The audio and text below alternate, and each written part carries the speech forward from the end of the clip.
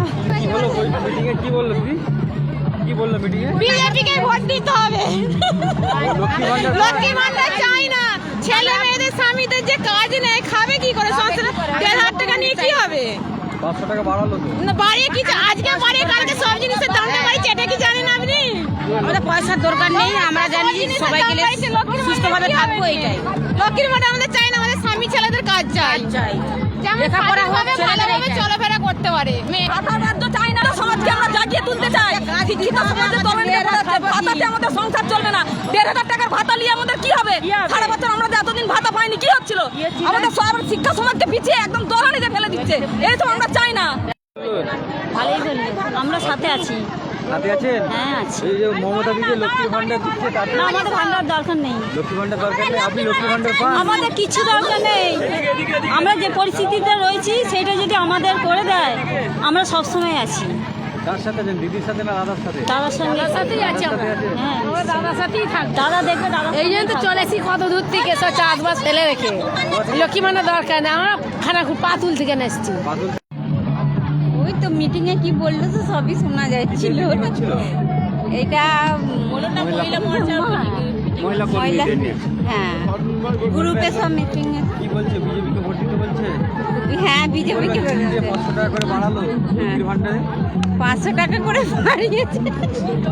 কি হবে, তাতে কোনো কাজ হবে বলছে?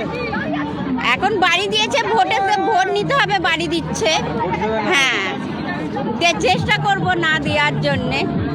লক্ষ্মী ভান্ডারের কাজ হবে না বলছে? হ্যাঁ, লক্ষ্মী ভান্ডারের কাজ হবে না। লক্ষ্মীর ভান্ডারও যা 1,000 টাকা করে দিত, হ্যাঁ। এখন এবারে ভোট পাবে বলে 1,500 টাকা দিচ্ছে।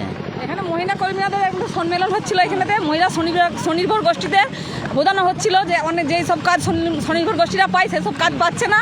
তারপরে একদম শিক্ষা ব্যবস্থা তো তলানিতে গেছি, শুধু লক্ষ্মীর ভান্ডারের টাকা বাড়িছে বলি যে মেয়েরা আমরা তাতে একদম ঝাঁপ দিয়ে পড়বো, আবার সেই সরকার আনবো, সেই চেষ্টা আমরা আর করছি না। শিক্ষা ব্যবস্থাটাকে তলানিতে ফেলে দিয়েছে। ছেলে মেয়েরা একদম নিরক্ষরতা 2 দিন পর চালু হবে, এই যদি সরকার থাকে, এই সরকারকে দূর হটাতেই হবে। তার জন্য আমরা মহিলারা এখানে সবাই উপস্থিত হয়েছি। মহিলারা লক্ষ্মী ভান্ডার আমরা গলে যাবো না একদম।